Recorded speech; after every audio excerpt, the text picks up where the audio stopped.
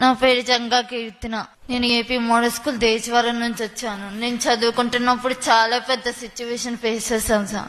చెవు సరిగ్గా వినిపించాం, లెసన్స్ వినలేని సిచ్యువేషన్. ఎలా చదవాలో కూడా తెలియదు. అందరేమో చదవలేదు, ఈ అమ్మాయితో ఇంతటితో చదివాగిపోయిద్ది అని మాట్లాడుతూ ఉండేవాళ్ళు. కానీ మా నాన్నగారు జంగా బ్రహ్మయ్య చాలా ప్రోత్సహించా సార్. పక్కనే ఉండి నువ్వు ఎవరిని పట్టించుకోవద్దు, నువ్వు ఖచ్చితంగా సాధించగలుగుతావు, బాగా చదువుకోవాలి, మంచి మార్కులు తీసుకొచ్చుకోవాలి. మరియు మా ప్రిన్సిపల్ మేడం శ్రీమతి వెలంగని మేరీ గారు పక్కనే ఉండి ప్రతి నిమిషం గమనిస్తానే ఉంటారు. ప్రతి క్షణం వచ్చి మాట్లాడుతూనే ఉంటారు. ఎలా చదువుతున్నావు, చెప్పేది అర్థం అవుతుందా లేదా, నీకు అర్థం కాకపోతే పక్కనున్న వాళ్ళని అడిగి తెలుసుకో. ఇంటికి వెళ్ళి వెంటనే ఇంటి దగ్గర ఉండి రోజు నాన్నగారు పక్కనే ఉంటారు. హాస్టల్ కూడా పంపించలేదు నన్ను.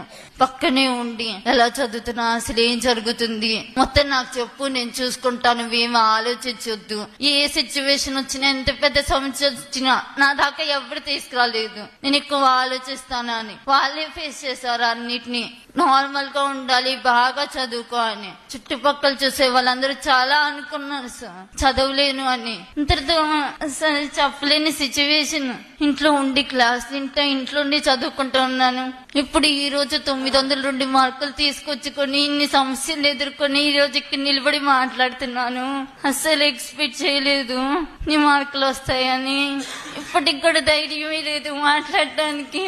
ఎంత దూరం వచ్చానంటే నేను కూడా నమ్మలేకపోతున్నాను. ఐఏఎస్ అవ్వాలని నాకు కలదు సార్.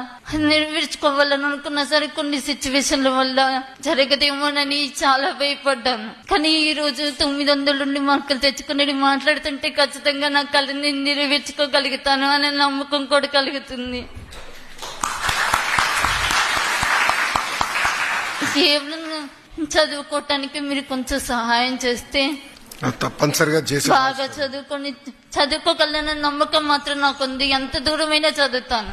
చదవాలని నమ్మకం చాలా ఉంది సార్. చదువు అంటే చాలా ఇష్టం. మా నాన్నగారికి చదువు అంటే చాలా ఇష్టం. కొన్ని కారణాల వల్ల ఆయన చదువుకోలేకపోయారు. ఇప్పటి నుంచి చిన్నప్పటి నుంచి బాగా చదువుకోవాలి అని కళ్ళని అలవాటు చేశారు. ఇంట్లో కూడా పనులు కూడా ఏమి చేయను, చదువుకోవటమే పని. చదువుతూనే ఉంటా.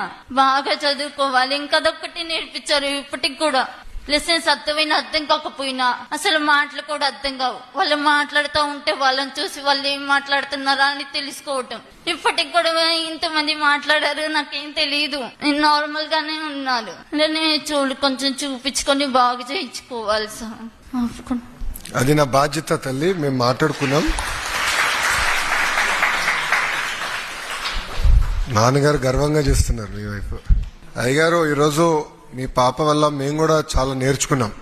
ఈ మీటింగ్ వచ్చే ముందల పాప గురించి కూడా మేడం గారు చెప్తాం జరిగింది. ప్రిన్సిపల్ సెక్రటరీ గారు కూడా మాట్లాడి అసలు ఇది కూడా మనం ఎట్లా మిస్ అవుతున్నాం, ఇట్లయితే ఎట్లా మనం ప్రభుత్వం అంటున్నాం, ఇన్ని కార్యక్రమాలు చేస్తున్నాం, ఇది ఎట్లా మిస్ అయ్యామని మేము చర్చించాం. ఒక మాట చెప్పాలని మీ పాపలో మేము చాలా నేర్చుకున్నాం. అంటే ఎన్ని లోటుపాట్లు ఉన్నాయి వ్యవస్థలో, ఏం చేయాలని దానిపైన ఒక కార్యక్రమం ఇప్పుడు చేపడతాం. వచ్చే సంవత్సరం నుంచి ఇట్లాంటి హియరింగ్ ఇబ్బంది ఉన్న పిల్లలకి వాళ్ళకి మెరుగైన మెషిన్లు ఎట్లా అందజేయాలి, టెస్టింగ్ ఎట్లా చేయాలి, కంటి చూపు కూడా ఇబ్బంది ఉన్న వాళ్ళకి ఎట్లా చేయాలనేది మేము వాస్తవం నేర్చుకున్నాం, తెలుసుకున్నాం. వచ్చే సంవత్సరం నుంచి అంటే జూన్ మాసం నుంచి అది అమలు చేస్తాం. మీ పాప దగ్గర నుంచి మేము నేర్చుకున్నాం. ఈరోజు ఒక మాటలో చెప్పాలి. Thank you.